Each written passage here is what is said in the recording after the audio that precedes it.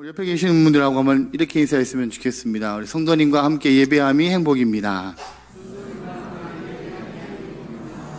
예배가 행복이 되는 그런 은혜가 있기를 소망합니다. 탈무드에 나오는 이야기인데요.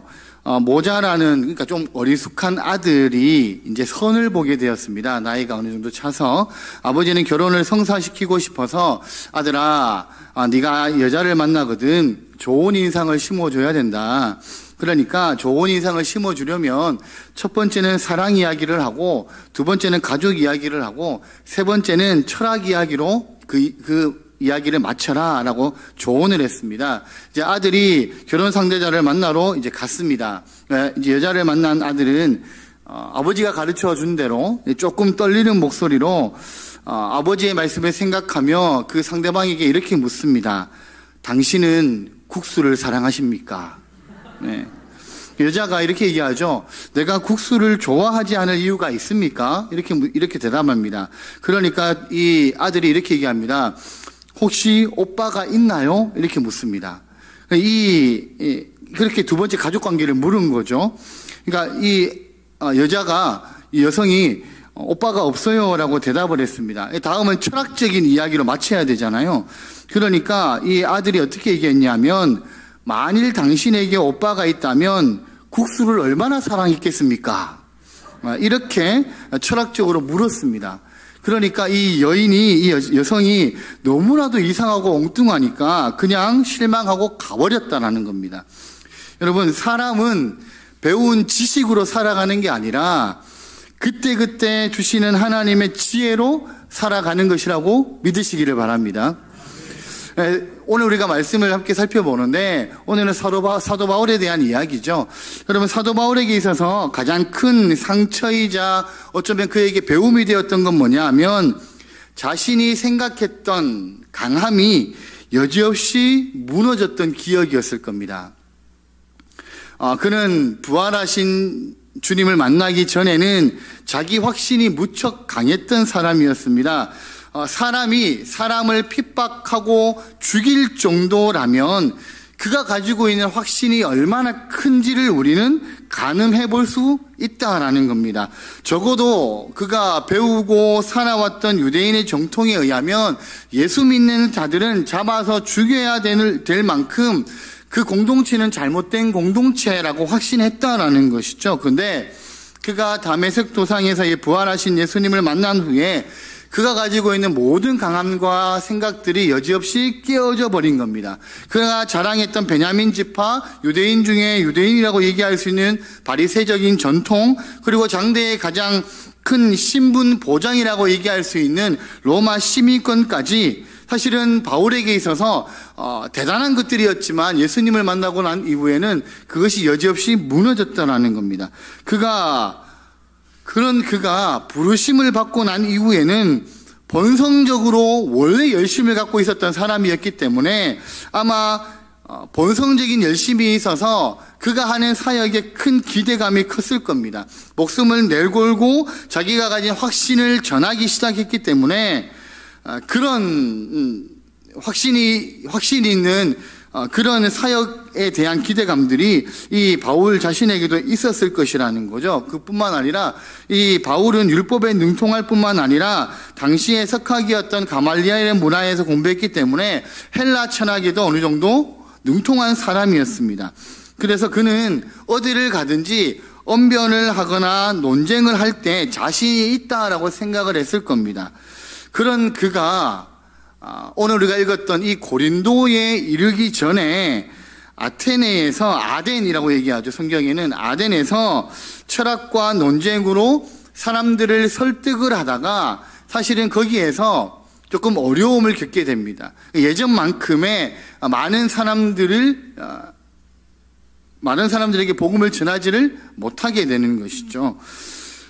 아덴은 헬라 철학의 중심지였습니다. 그래서 바울은 아마 그렇게 생각했을 수도 있습니다. 야, 내가 배웠던 수사학과 철학, 그것을 가지고 여기에 있는 사람들과 공개적으로 내가 토론을 하고 변론을 하면 내가 예수 그리스도의 복음을 더 잘 전할 수 있었을 거야 라고 생각했을지도 모릅니다. 그리고 그렇게 전도하기를 시작했다라는 겁니다. 사도행전 17장에 보면 아덴의 사람들이 어떤 사람들인지를 설명을 하는데요. 그들은 모든 것에 신이 있다고 믿는 사람들이었습니다. 심지어는 알지 못하는 신에게도라고 이제 이름을 써붙여서 만들어 놓을 정도로 그렇게 종교성이 많은 사람들이었다라는 겁니다. 여러분, 인도에 가면 2억이 넘는 신이 있대요. 우리가 가까운 일본에 가면 800만이 넘는 신이 있답니다. 근데 신이 그렇게 많은 것은 사람의 두려움 때문인 것이겠죠. 아무래도 신이 많으면 많을수록 내가 혹시 제사하지 않은, 내가 혹시 섬기지 않은 그런 신이 있으면 어떡하지? 라고 생각을 하는 겁니다.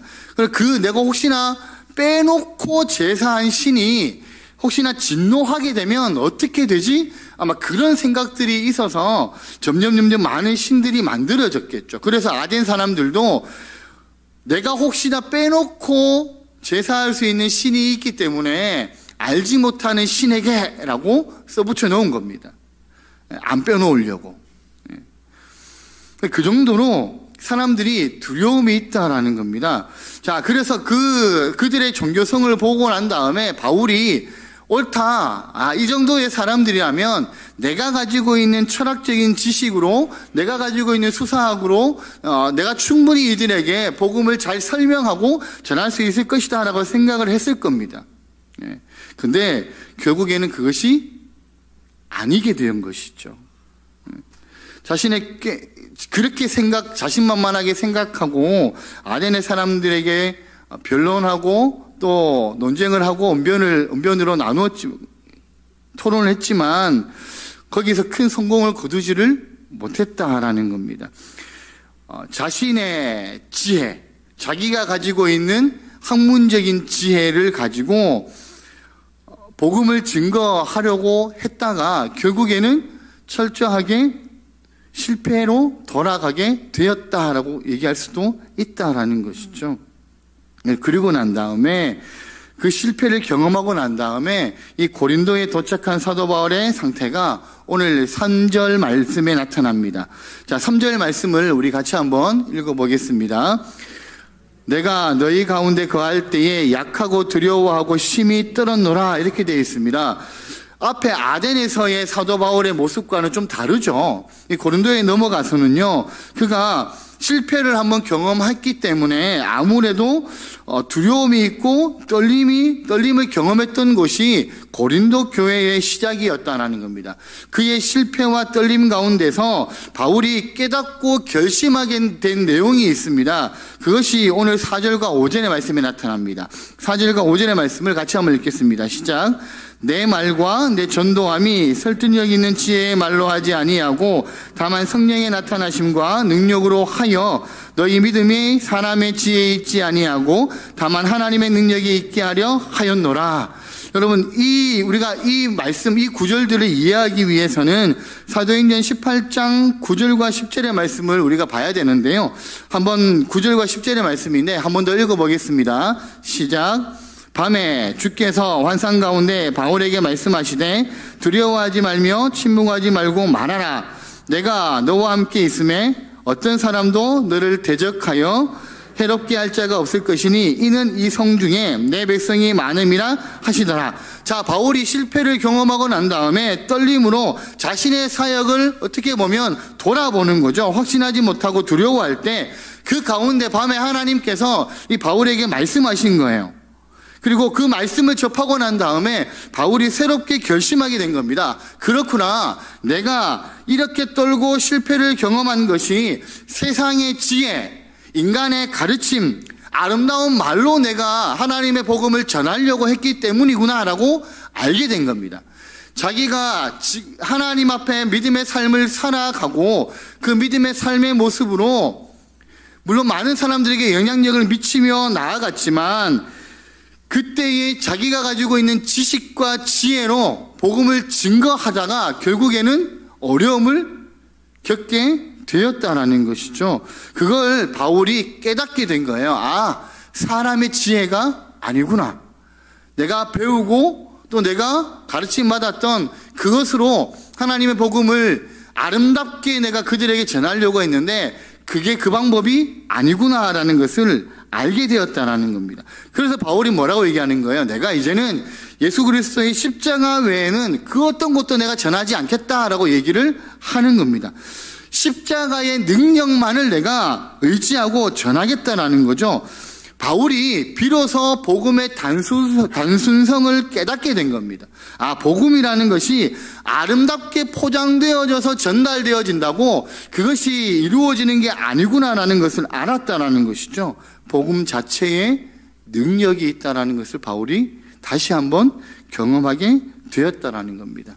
그래서 오늘 본문 2절에 보면 사도 바울의 결심이 나오죠. 우리 2절 말씀입니다. 다시 한번 읽겠습니다. 내가 너희 중에서 예수 그리스도와 그의 십자가에 못 박히신 것 외에는 아무것도 알지 아니하기로 작정하였습니다. 사도 바울이 십자가만을 전하고 내가 십자가만을 의지하기로 작정했다라고 얘기하는 거예요. 그가 예수님을 만나고 주님 안에 섬기기로 첫 번째 결심한 이후에 이제 온전히 맡기면서 사역하기로 두 번째 결심을 했다라는 겁니다.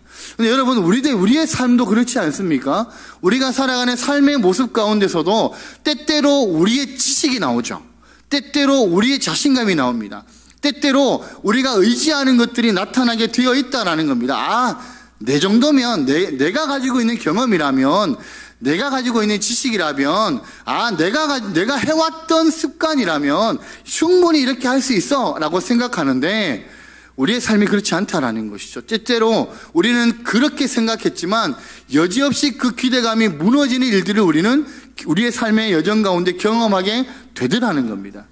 바울이 그랬다라는 거예요. 그래서 바울은 내가 예수 그리스도의 십자가만을 전하겠다라고 고백하는 것이죠. 무슨 말입니까? 나는 세상의 지혜를 의지하는 것이 아니라 하나님의 지혜만 의지하면서 살아가겠다라고 지금 다짐했다라는 겁니다. 여러분, 교회는 십자가의 복음이 들려지고 선포되어지는 곳이잖아요. 근데 이 본질적인 복음이 선포되지 않고 그 외에 부차적인 다른 것들이 주가 되어진다면 사실은 교회의 존재 이유가 잘못된 것이죠. 십자가의 복음 외에 그것을 대신할 수 있는 것은 없다라는 겁니다. 우리는 그것을 알아야 된다라는 것이죠. 바울이 깨달은 복음의 진리요 결심의 내용이라는 겁니다. 여러분, 바울이 십자가의 능력과 세상의 지혜가 다르다라고 분명히 선포하면서 자신이 이전에는 복음의 본질이 무엇인지를 자신이 전하는 복음의 본질이 무엇인지를 본문 6절에서 전하거든요. 6절 말씀을 한 번 더 읽겠습니다. 이는 이 세상의 지혜가 아니요 또 이 세상에서 없어질 통치자들의 지혜도 아니요. 세상의 지혜가 뭐예요? 이 시대의 사람들이 진리라고 믿고 신봉하고 있는 그것들이라는 겁니다. 때로는 권력이 될 수도 있고요. 때로는 세상의 흐름이 될 수도 있고요. 세상의 가치관이 될 수도 있다라는 거예요.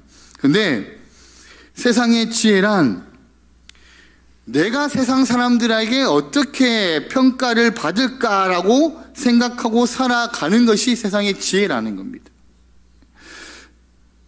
우리가 사실은 힘들어하는 것 중에 하나가 그것이잖아요. 사람들이 나를 어떻게 생각하지?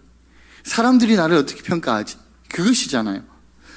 근데 우리가 견딜 수 없는 건 다른 것들은 견딜 수 있지만 견딜 수 없는 모든 부분들이 다른 사람들하고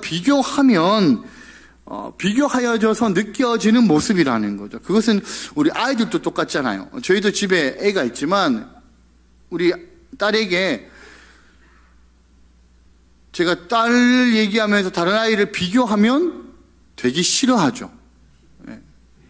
하지 말아야지 하면서도 순간적인 망각에 빠져서 자꾸 비교하는 제 자신을 볼 때가 있는데 굉장히 싫어해요. 모든 사람들이 이제 그것을 싫어하죠. 근데 우리는 사람들에게 잘 보이기 위해서 혹은 사람들에게 좋은 평가들을 받기 위해서 그들에게 완벽하게 보이기 위해서 세상의 지혜 혹은 세상의 가치관에 물들어갈 때가 있다라는 겁니다.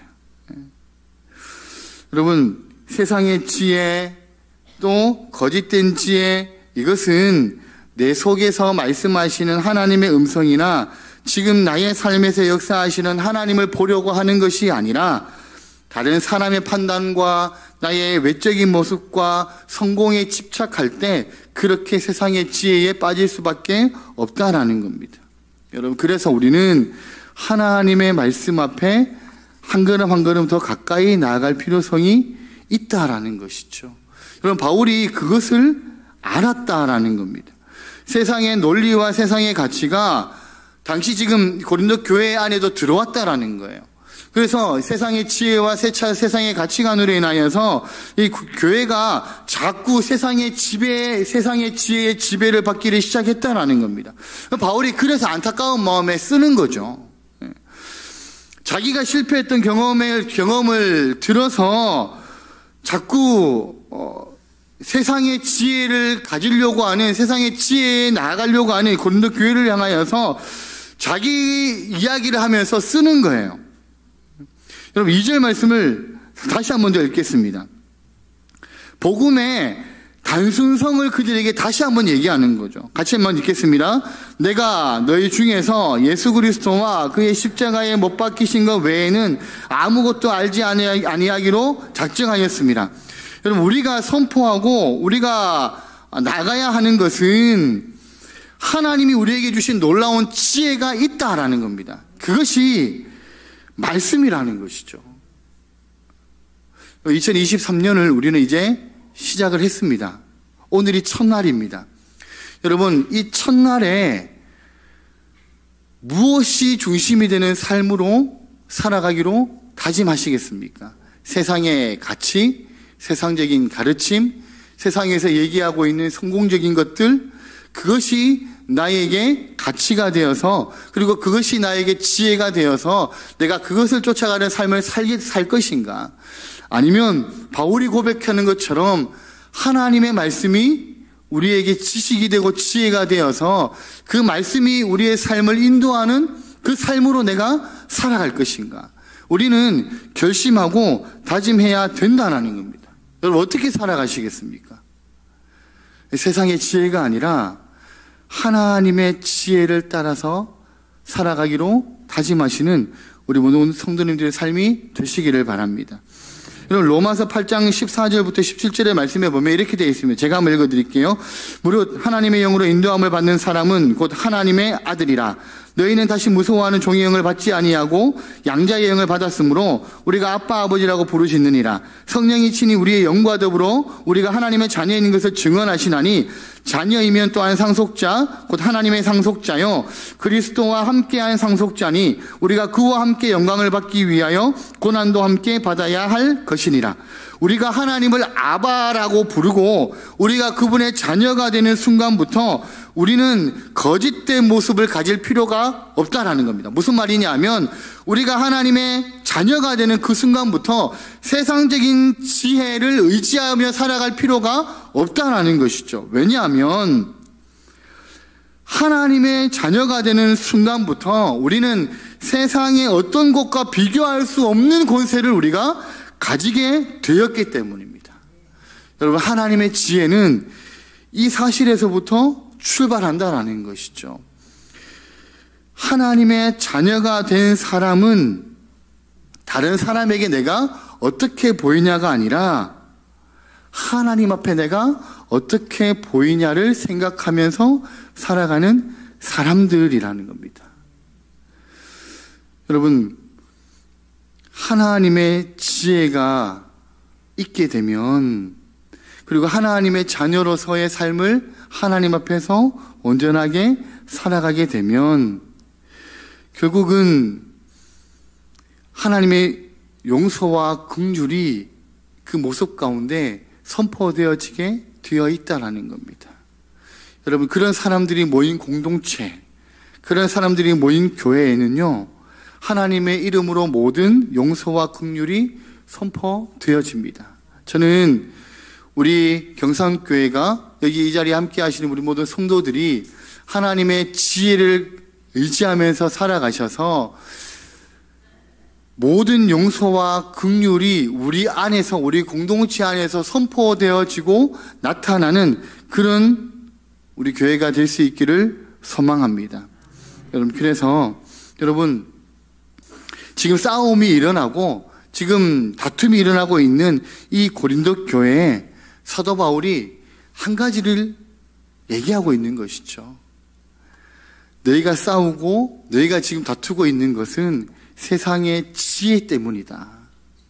그 안에 예수 그리스도의 십자가는 없다라는 것이죠. 그래서 그들에게 다시 얘기하는 것은요, 예수 그리스도의 십자가를 바라보면서 하나님의 지혜를 받은 사람답게 살아가라는 겁니다. 그리고 우리가 한 것은 없다라는 거죠. 고린도 교회도 우리가 했다라고 얘기하면서 여러 가지 다툼과 분란들이 일어났는데 그게 아니라는 겁니다. 바울의 주장은 하나님이 하셨다라는 것이죠. 여러분, 우리는 2023년도를 이제 살아갑니다. 이제 시작했습니다. 세상의 지혜를 의지하지 않고 하나님, 내가 예수 그리스도의 십자가를, 그리고 내가 하나님의 말씀을 의지하는 삶을 살아가겠습니다. 그래서 내 삶이 내가 했습니다 라고 얘기하는 삶이 아니라 하나님이 다 하셨습니다 라고 얘기하는 그 믿음의 삶으로 내가 살아가겠습니다 고백하시는, 그리고 또 그런 믿음의 삶을 2023년 한 해 동안 고백하고 다짐하시면서 살아가시는 우리 모든 성도님들의 삶이 되시기를 예수님의 이름으로 축복합니다.